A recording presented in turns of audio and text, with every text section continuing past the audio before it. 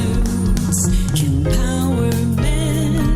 Empowerment, inspiring to see the best in you.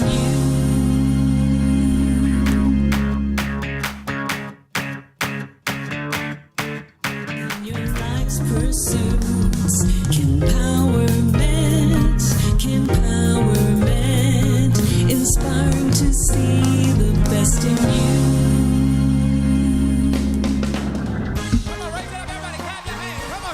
Good afternoon, everyone. It is Sunday, April the 2nd. It is 4 o'clock, and it's the first Sunday, which means it is time to tune into the Empowerment radio show. And I'm excited. I'm always excited, but I'm super excited today because my special guest is none other than Minister Edlin W. Silcott III. He is here with us.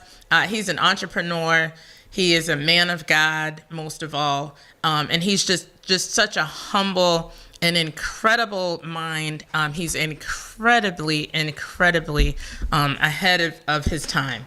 Yes. He's very mature, super mature, and you can't say that about a lot of young people. He's just super mature. He's wise in his counsel. He's a great friend. He's a great brother. He's a great son. So I'm going to be throwing a lot of accolades today in this next hour. So I want you to give him a warm virtual welcome out there, whether you're on the radio, whether you are on later on YouTube, or whether you are on our site. You can go to www.bostonpraiseradiotv.com and you will be able to find us there as well. So I don't want to take up a lot of time, but I do want to just segue into just what this next hour is going to be and what it's going to look like. It's going to be a conversation amongst friends. I've always called him my nephew.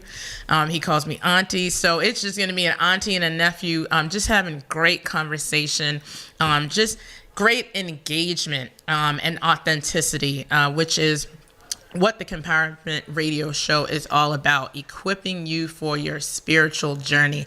And so, Edlin, I'm going to turn the floor over to you. I want you to tell us a little bit about yourself. You could talk about any aspect of your life that you want, and then later on we will go into some more deeper dive type questions. Awesome. Well, it is good to be here with my auntie, Kimberly J. Oliver, the elder, the preacher, the speaker, the radio host, my auntie. I'm so happy to be here. If you don't know me and this is your first time looking at me, listening to me, my name is Edlin W. Silcott III. Born March 7th, 1997, established March 7th, 1997. I just became a minister, just had my initial sermon. Wow, that was actually last month. Exactly, a month ago. Time goes by so fast. A minister at New Mount Calvary, Greater Worship and Praise Ministries, where my bishop is Bishop Lincoln Wright, and my two pastors, Pastor Alexis Benoit and Pastor Deborah Ford. Like I said, newly a minister. I sing just a little bit. I'm a praiser. I'm a worshiper. I'm an entrepreneur. The official Edlin brand, if you don't already follow me on my social media, I make my own oil fragrances and some more stuff soon to come. But that's just a little bit about me. My favorite color is green. I don't know why that popped up just in my head, but that's a random fact. It must be a March thing. Yeah, it must be a March thing. But yeah, that's all I have for now. I'm a little bit nervous, so bear with me. By the time we get into the swing of things, I should be good. He is not nervous. Listeners, let me just tell you. That was just a fraction of what he is and what he's about. I want to talk to you about, I want to go back to maybe childhood. Take you back to childhood. And if you could just spend a little time kind of giving us the framework for what you would say was maybe your first time that you realized that you were called or that you wanted to serve God. That is a very awesome question. Lady Janice Weeks actually pops into my head. A lot of people don't see me play now, but I'm very skilled in playing the tambourine. Very and then skilled. Later met my auntie Kimberly Oliver, and looking at her in services, and like she awesome, and you still are awesome. But I remember I either would always sit like the pew behind her or ahead of her, and she would always like call for a tambourine, and then I was like, I want to call for my tambourine. And like it was like kind of like a funny thing, because then they would, like the ushers, they would be like, yeah, no, that is Lady Weeks's like right hand little guy. Yeah. And then even from there, like singing in the choir, and if anybody knows me, like even at a young age, like anytime the word church service is mentioned, like I wanted to go. I wasn't, I guess, the quote unquote normal child who wants to go to the park, who wants to go here, go there. Like I wanted to be in church. If there was church on a Thursday or Friday night, I'm there. I don't, you know. But I think that's where it was just like an automatic thing. I don't think it was just like a specific thing, but it was just like it just clicked in me, where it was just like this is me. This is who I am. You know, received the gift of the Holy Spirit at like 7 years old. I got baptized. I will never forget. 2 years later, a hot July Sunday, you know, summer type of thing. And then even from there, you know, people always tell you, you know, you're called for this, you're called for that. And I'm never one.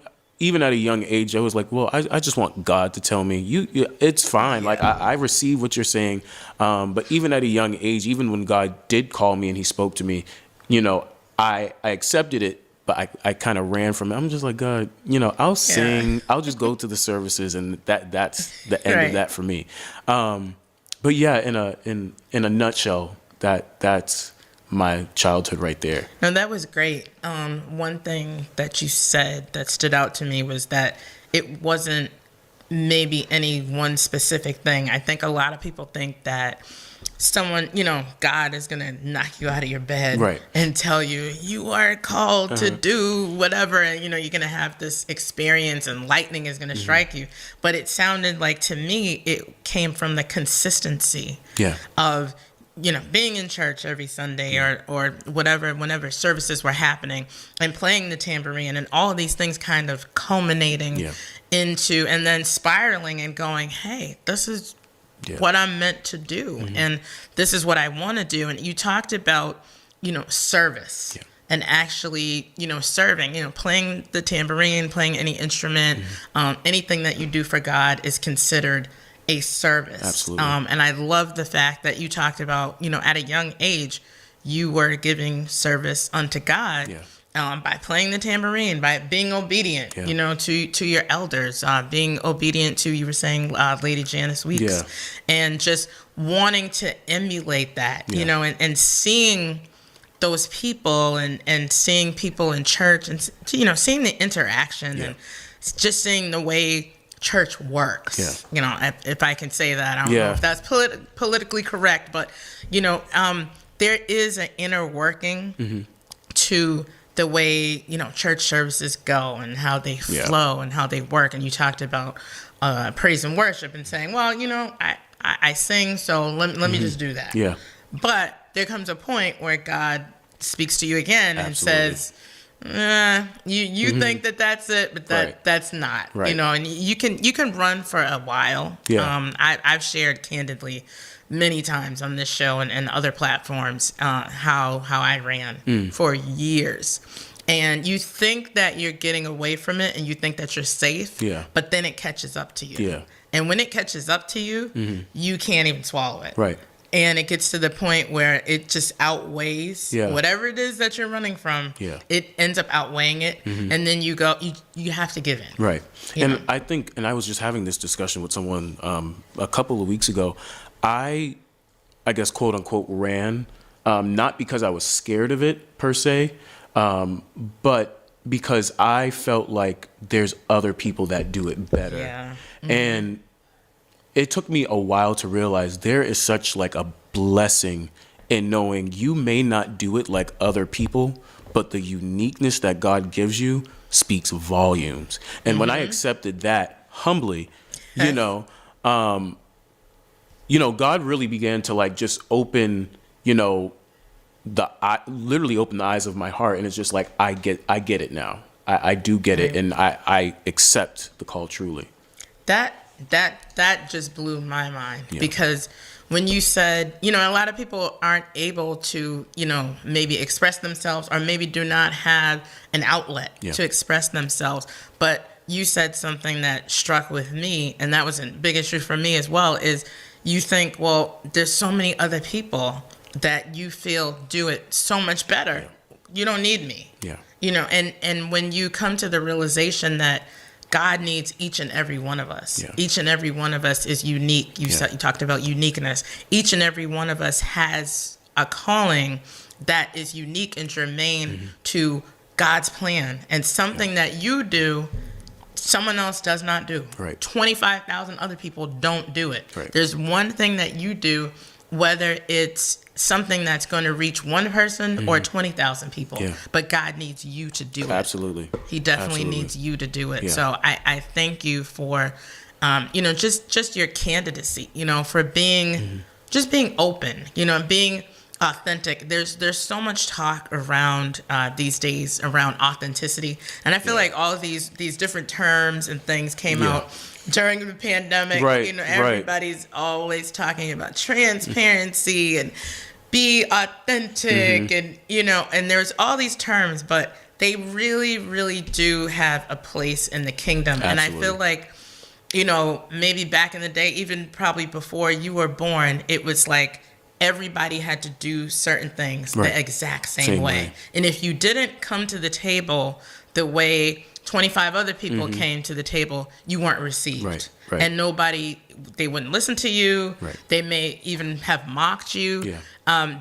You just would not be received because people were so programmed to seeing it a certain way or preaching a certain way, or you have to sing a certain way. You have to sing certain songs. You have to play the organ a certain way. You have to play the piano a certain way. You have to play the drums a certain way. Whatever it was, whatever your ministry, and I like to interchange the word ministry with service. I always want to make sure that I do that because ministry means to serve. And it's service. It's not standing up in the pulpit with the microphone and going, Maybe you do that sometimes, and that's fine. But, you shouldn't think of the word ministry and automatically picture a preacher in the pulpit. Because it's so many other things. And you shortchange God and all of the different abilities and capabilities and anointings that he's given to each and every one of us when you limit him to that's the only thing it can be. That's it. If you're not doing that, you're not doing anything. And so many people have been pushed by the wayside.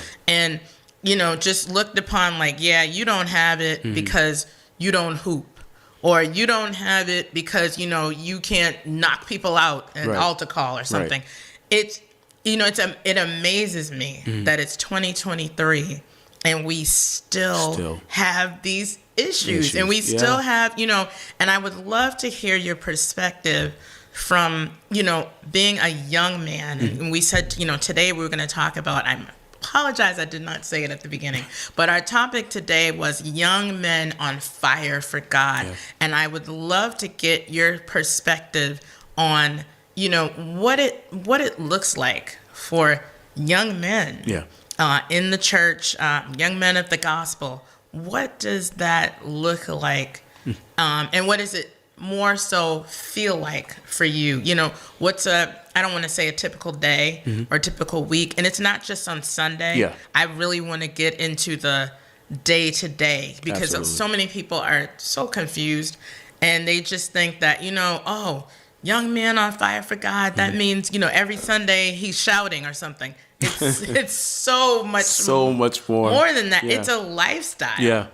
So I'm going to give you the floor. Talk as long as you want, as much as you want. Let's go there. Well, like you said, these terms that we learned from the pandemic, how I open up conversations now when people know I'm like about to actually speak my mind is, well, if I can be open, honest, and transparent. if I'm open, honest, and transparent, I actually had kind of a difficult time thinking about this topic. I'm like, I don't know. But as you were talking, and then even some of the stuff I've been thinking about the last even few months, going back to 2022, a young man on fire for Christ, correct? I'm a servant first. Yes. I like to be of help. That's what drives me. That's what pushes me. Wow. And then answering the call, accepting the call into ministry as a minister of the gospel in the Lord's church, it taught me that I am now an example. That has become a driving force for me, because now I know there are people looking up to me, both young and both old. Not only looking up to me, but looking to me for answers, for foundation, for standard. Wow. And when you're in a position like I am, and you know this, you literally become the poster child of, I'm looking to you for answers, looking to you for solutions. Right. And if I'm honest, so many people think that comes easy to me, but when you connect it to the day-to-day life, the week-to-week life, for me, I am in constant prayer. I am consistently in my word. They can't see him or hear him, but my younger, I call him my little taller brother, Kimberly, is with me. And he's one of the 4 teenagers that I haven't even known long, where I have become an example to them. So when you talk about on fire for Christ, it's literally not, I'm not on fire just to be in it just to preach his word. I'm not on fire just to get up and grab a mic and lead a song, sing background, do this, do that. I am an example. I am literally a pillar that somebody's looking up to. Like, I am looking up to you. And it sounds kind of, some might think that sounds kind of vain, where it's just like that's what pushes you because people are looking up to you. In a days that we're living in now, that is such a huge responsibility, but it's also very, what's the word that I'm looking for? It's also very, it's something that I cherish, because not everybody, especially in the days we're living in, not everybody trusts you with what they're going through, good or bad and different. I find it to be a privilege and an honor to be, I guess, I'm getting closer to my 30s. I feel like I'm getting a little bit older. I find it a privilege and an honor where, like I said, both young and old can look to me and see me as an example, see me not to fully emulate me, because like I tell Kimani and a few other of the teenagers, do better than me. Don't do as I do. And I feel so up in age when I say that. Don't do as you see me do. Just do better. Yeah. The sky is not, I heard someone say, the sky can't be the limit when there's footprints on the moon. That's awesome. And being on fire for Christ. True. So true. Because when I first heard it, I actually Cash Apped the person, because that was the first time I heard that, and it spoke to my spirit. But being on fire for Christ, I'm telling you, it's more than the preaching. It's more than the accolades. It's more than, getting up and making sure you're seen. It's about, what am I doing behind the scenes that's helping? When somebody is calling and it's happened in the middle of the night, Edlin, I just need somebody to talk to. I need somebody to listen. That's what it drives me. That's my on fire for Christ, because I know outside of the four walls of the church, I'm literally doing the will of the Lord. I'm still serving. Oh, serving. So many things you said. Serving, I'm telling you, that is what drives me. That is what ignites the flame. It's not, hey, can you come and do this? Hey, can you come? I'm a servant first. I don't care if I don't touch a mic within the next 5 months. As long as I'm serving and doing God's will, according to his will and his way, that's my flame. That's my fire. I mean, we can just go off the air right now because what you just said about your definition of fire, all of the things that you just talked about, all of the things that you just named and said that was your fire. And I know 50,000 people probably saw the topic and said, "Oh, on fire for God, that means he's shouting all the time and he's he's preaching and he's on fire." No, it's not about you that. said that your fire was the service. Yeah. Your actual fire, what drives you, is actually doing these acts, actually serving. Yeah. And you said something that I don't hear many people your age or any age say, that I don't care if I touch a mic for 5 months, because it's so not about that. Yeah, it's not. My pastor now says something, and I know he said it a long time ago, but he said, you know what, preaching sermons and things like that is like your 10 minutes of fame. Yeah. That's all it is. Literally. It's everything you do outside of the minutes that you aren't preaching. Yeah. Like you said, the listening to people that call you in the middle of the night because they're in trouble, they need help. Yeah. Or staying and being that example to the younger ones or even the older ones. People always think that a mentor and mentee, it's always got to be somebody older that's the mentor and somebody younger that's the mentee. I am here to dispel that myth, right? Because there are plenty of people that are way younger than me that I look up to. Yeah.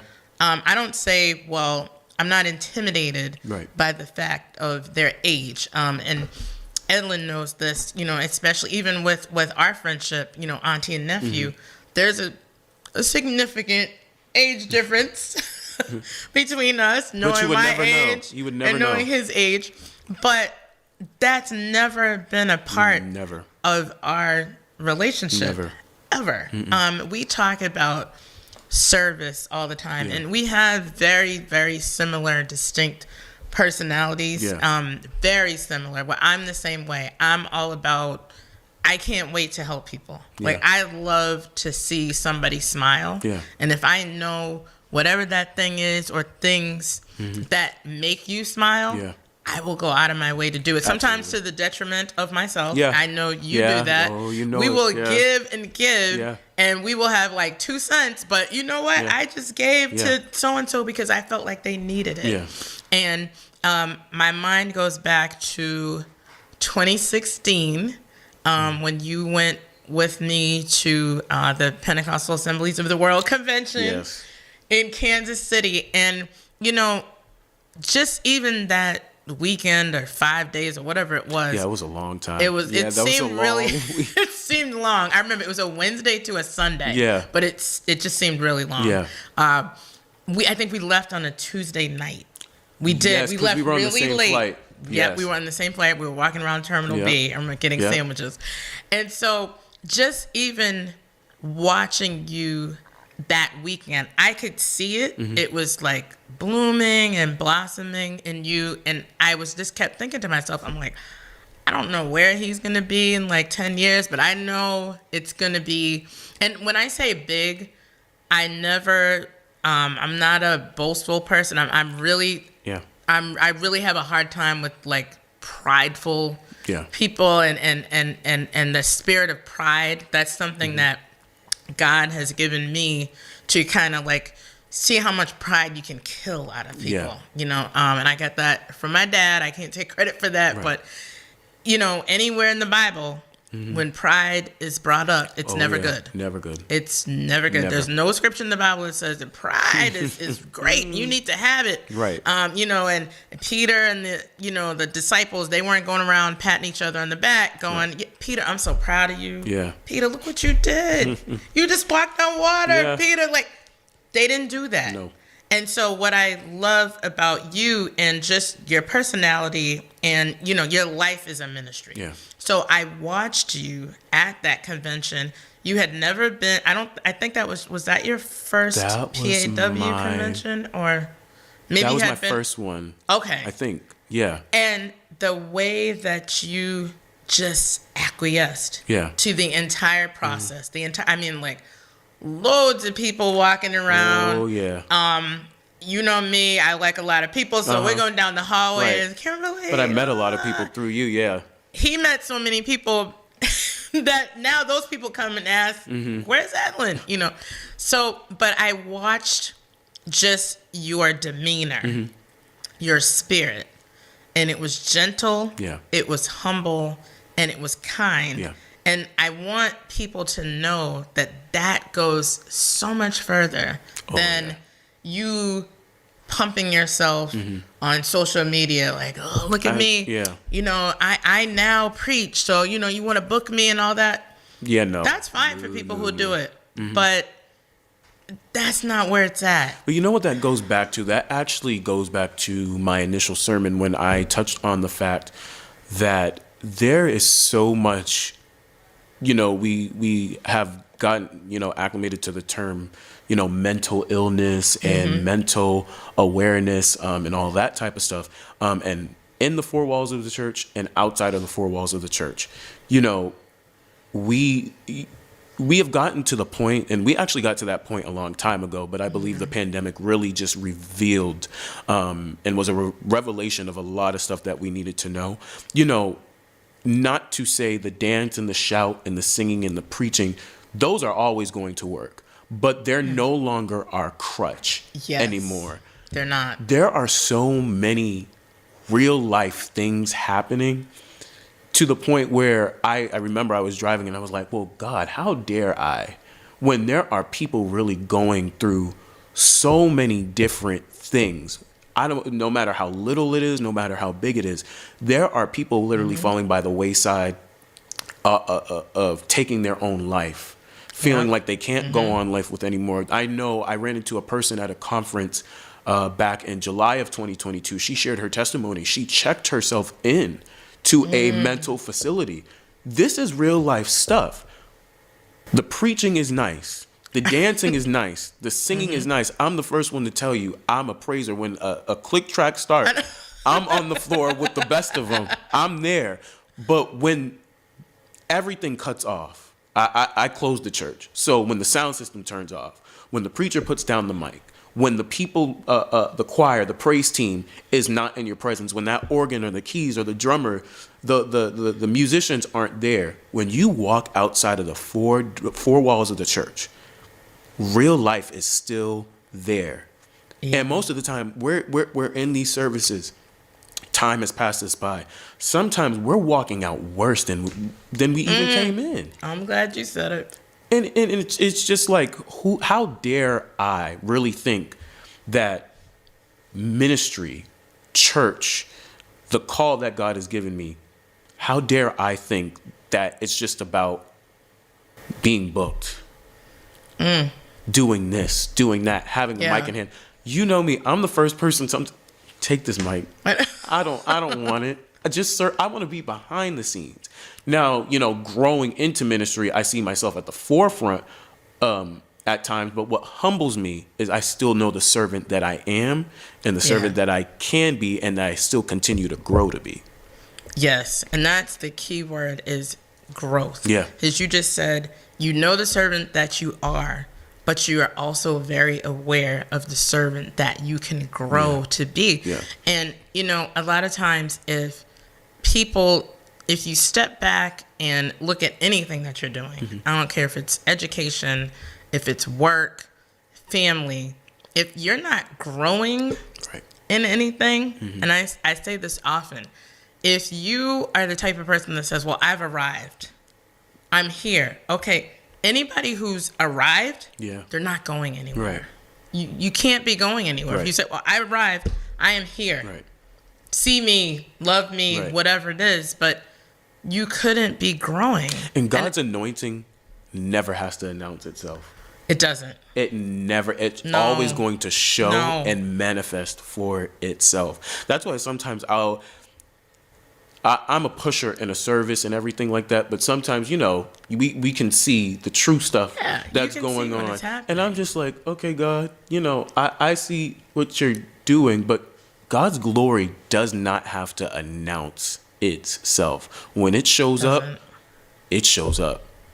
It does. It doesn't have, you don't, we don't have to sit in service and somebody has to tell us, back in the day they used to say, we don't have to pump you.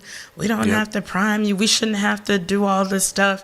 You should know. And it's true. Yeah. You should know. Right. Nobody should, come and announce and be like, God is here. Right. People should know that. Right. And we should be able to feel it Right. through the anointing. Yeah. But I think a lot of times it gets mixed up in so many things.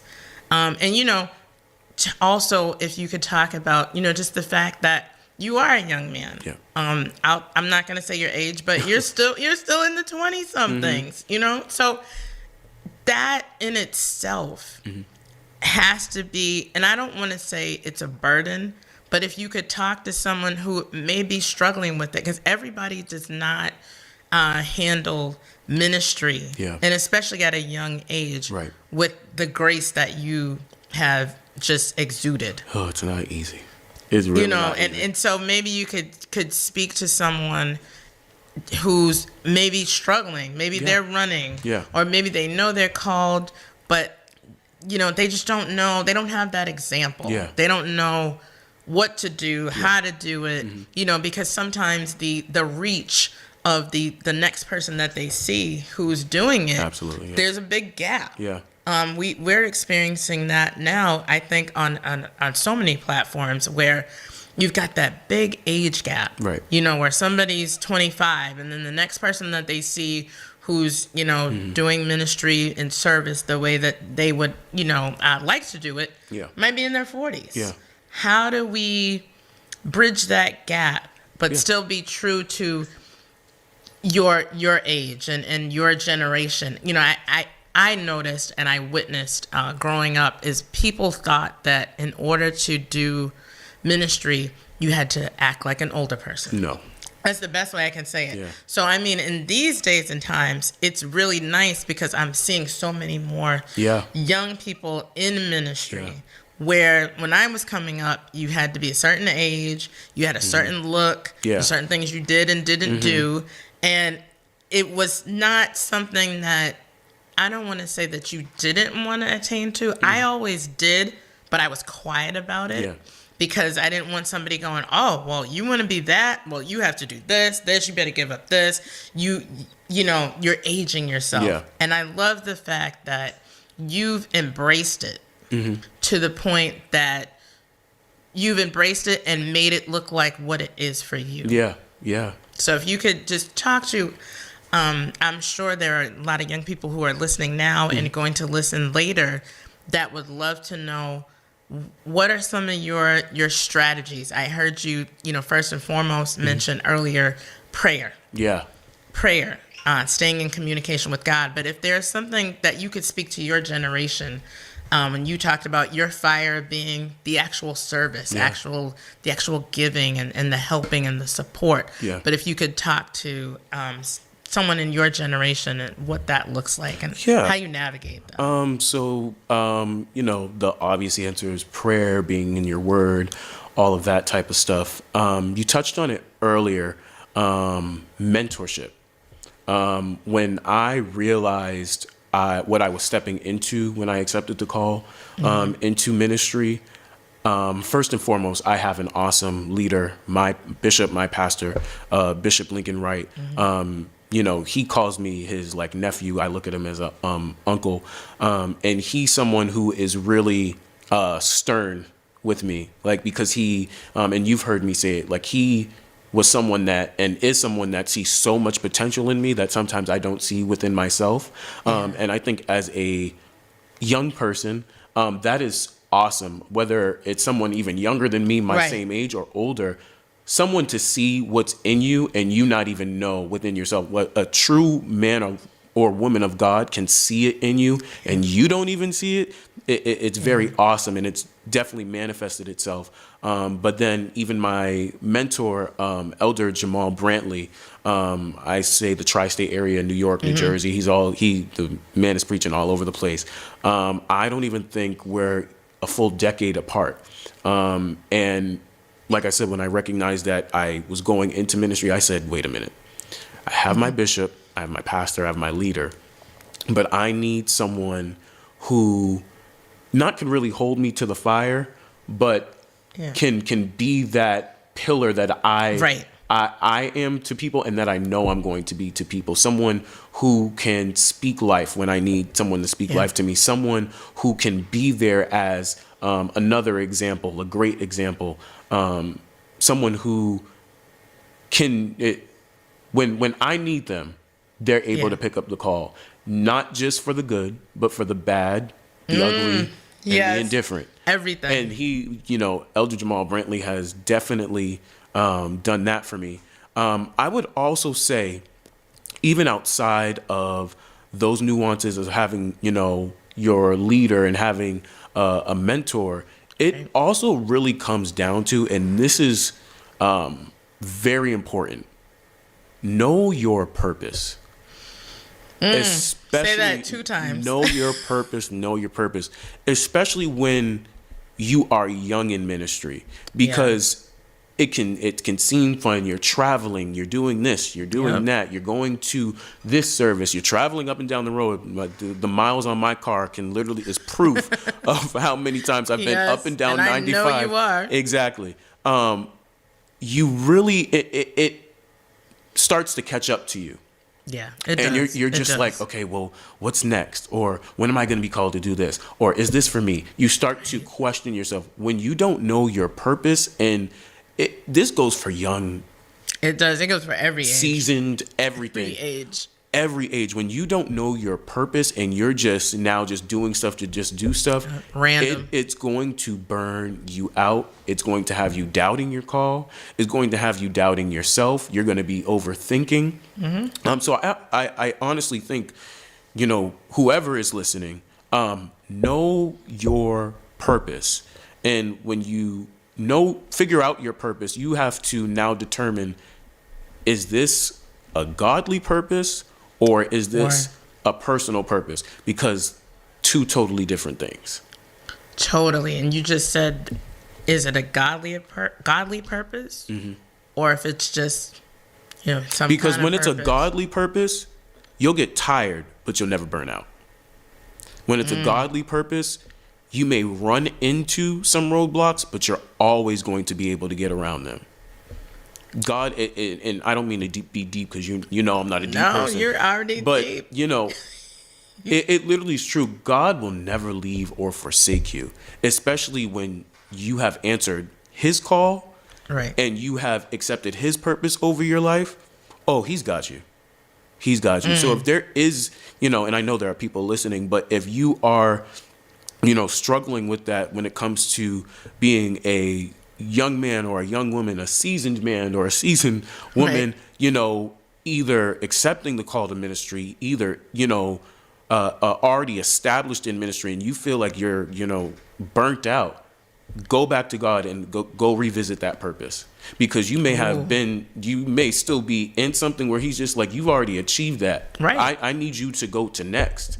I need you to move. I need you to shift. So I say definitely realign with God's purpose if that is where you are at when it comes to ministry. That was really good what you said. Realign and go back to the person who gave you the purpose in the first place. And I think, again, that's something that comes into play with pride again, because we don't want to admit, God, I need to come back to you. Yeah. I need to maybe recommit. Yeah. I maybe need to go back to you and ask, was this your purpose after all? Yeah. Or show me, tell me, through prayer. And it's so hard, I think, like you said, for any age. Nobody wants to admit either that maybe they were wrong. Right. They made a wrong decision. They made a bad decision. it can be embarrassing. Yeah. Especially if you are trying to be the example. So for example, you saying that you want to be the example, you may come to a point in your life where you go back to God and say, listen, is this what you have? Are you sure? And are you sure? And he could very well tell you that, well, you know what? You kind of went over here. Yeah. But I really need you back over here. Yeah. And it may be to the point where the people who are looking to you, they may question and say, well, I thought you said you were all about this. Yeah. But us being mature enough in the gospel and mature enough in our purpose to be able to show the people that are looking up to us that, hey, I had to go back to God. And not wanting to always be that perfect, because I struggled with that for a long time, and I'm sure you've been there, or we will be there, where you've answered a call, you know your purpose, but like you said, things make you want to doubt it, because of either the fact that it doesn't look the way that somebody else's anointing looks. Anointing looks different on different people. It's just like cologne and perfume, and then we're going to segue into your oils, into your entrepreneurial spirit. But it smells different on different people. Yes. Because that's just the way it is. Like, it's the same perfume. I know I've run into people that pretty much typically wear Tresor from Lancôme. I've been wearing that since 1993. Just the last couple of years, I've kind of, switched it up a little bit, but I still stick with the Lancôme when I'm not wearing your brand. But we'll talk about that in a minute. But what I was saying is, anointing is different. It looks different for different people. And you have to get to the point, and I've had to do it several times, where you can't get too big for your ministry. Or you can't get too big for the ministry. I don't even want to say your ministry, but you can't get too big for the ministry, where you cannot let people see you ever mess up. You can never make a mistake. You can never trip up and something can't happen, because as much as these examples need to see us being this great example, they also need to see, I don't want to say that you should try to mess up. Humility. But they need the humility of saying, hey, that's my mentor. That's the person that I look up to. Wow, they just slipped, or something happened. But look at how they got back up. But look at, exactly, you want them to focus on how God raised you back up, and not whatever the fall was or whatever the slip was. Like, two quick things, because I know we have to move. Because I can feel like somebody's spirit listening to this. Ministry is going to get lonely. You can't avoid it.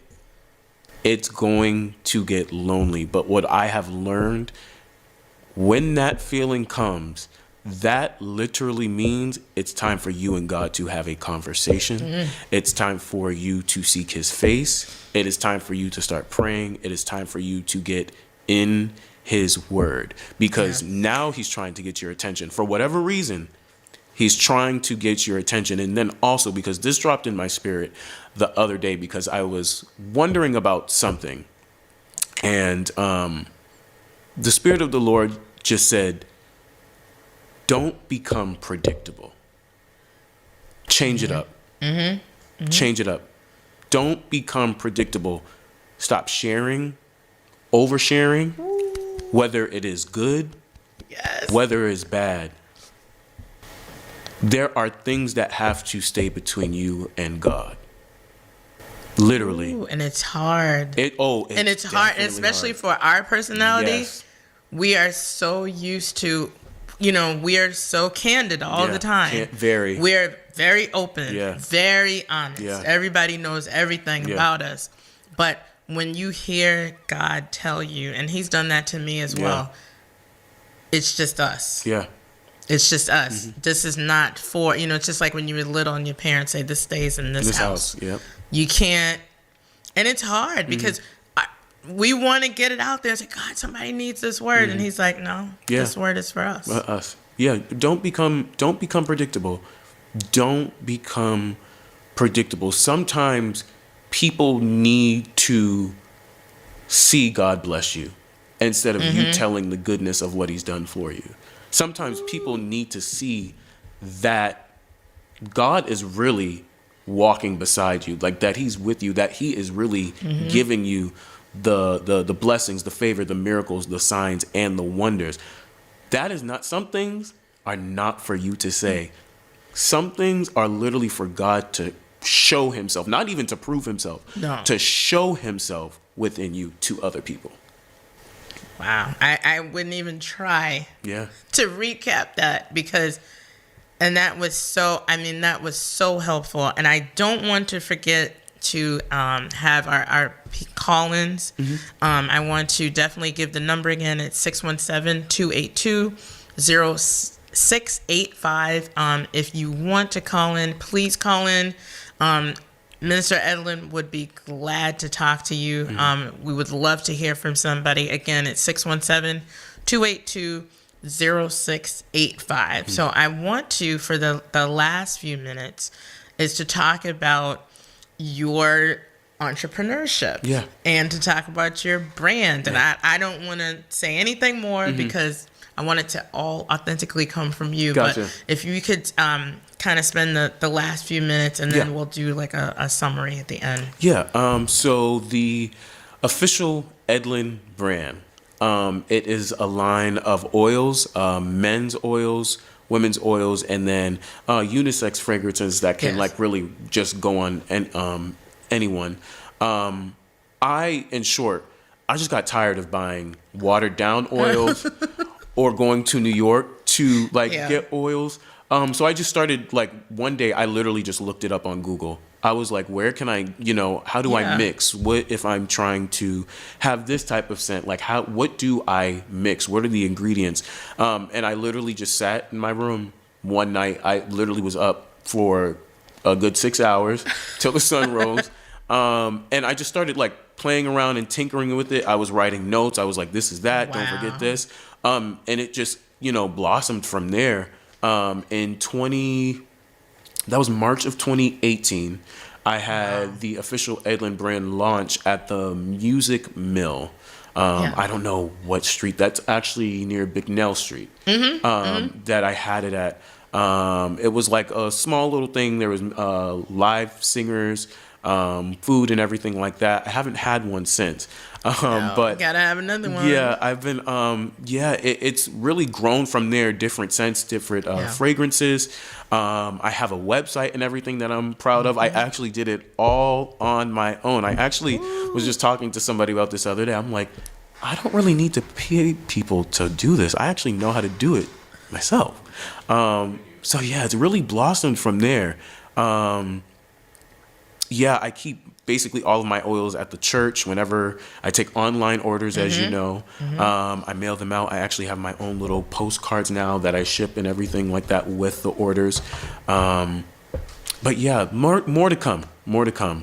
No, that's amazing. Especially you talked about the fact that you did your own website. Yeah. You researched it. Yeah. It's that people tend to think that somebody just all of a sudden they woke up and they were just great. Yeah. And all this stuff just happened. But you said you spent hours. It takes time. You went to Google. And patience. And looked this stuff up. And you said you were tired. of wearing the same stuff. And you said it was watered down.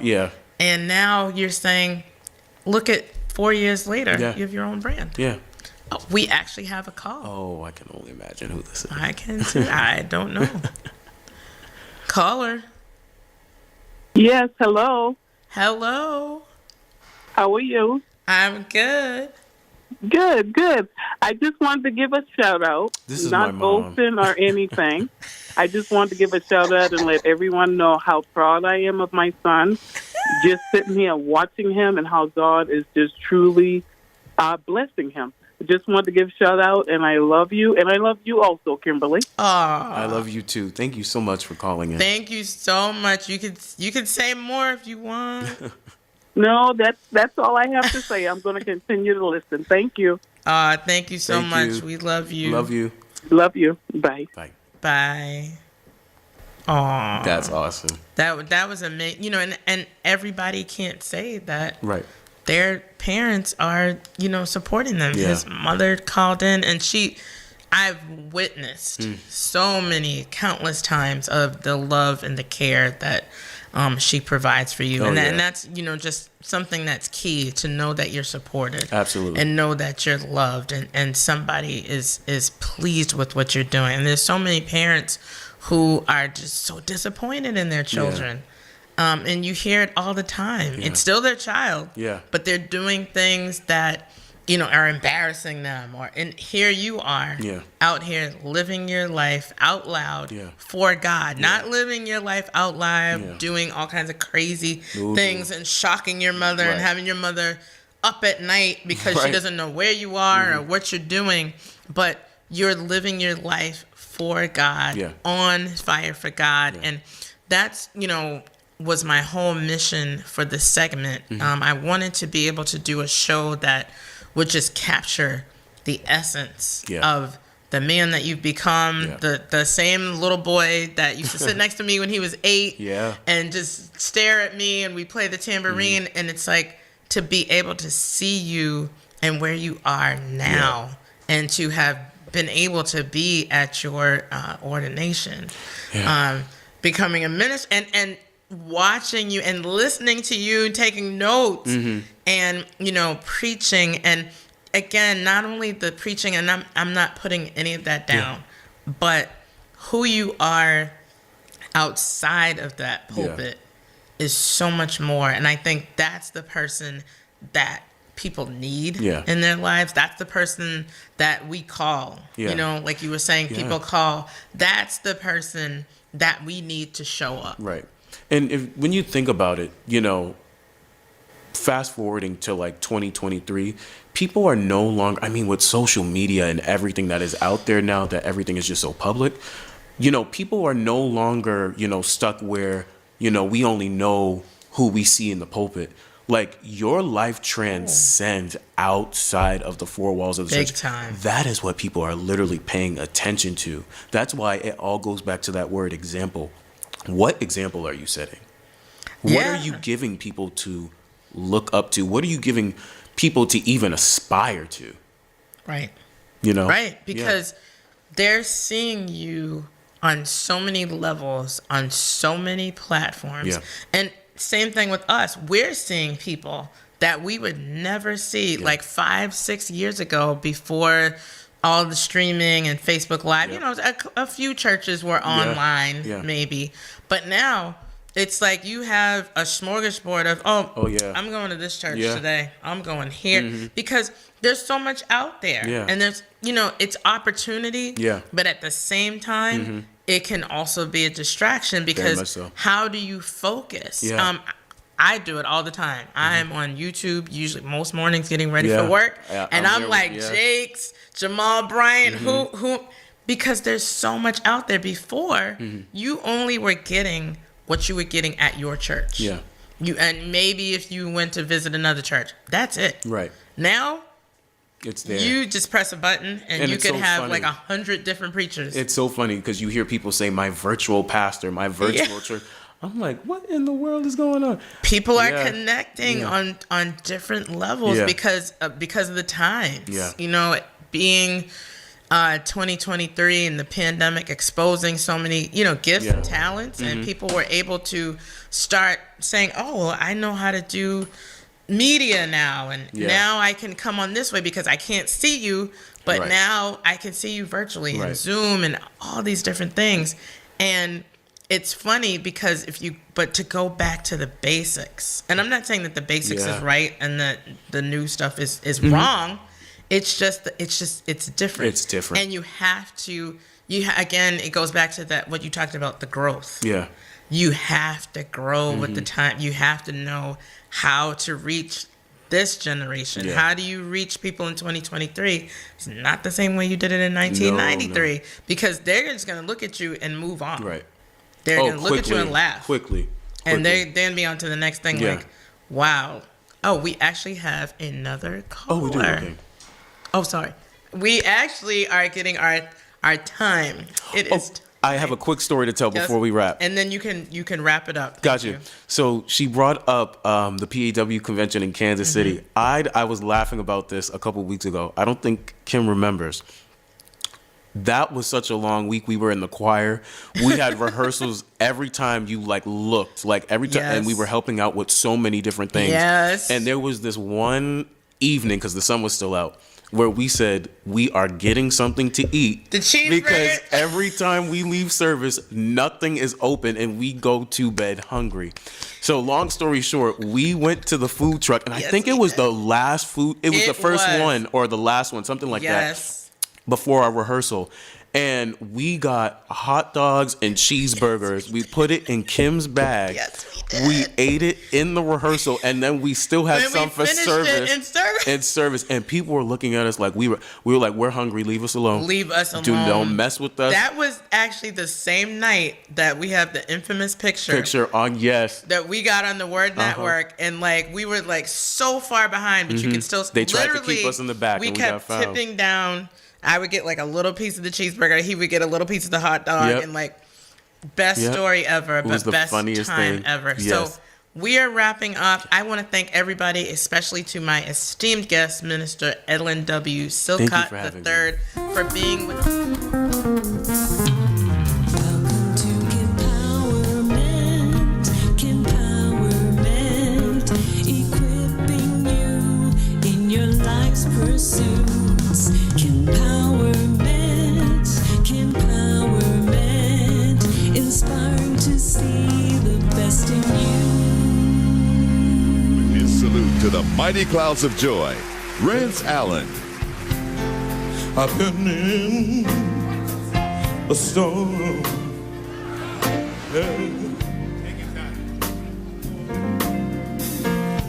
Too long. Lord, too long.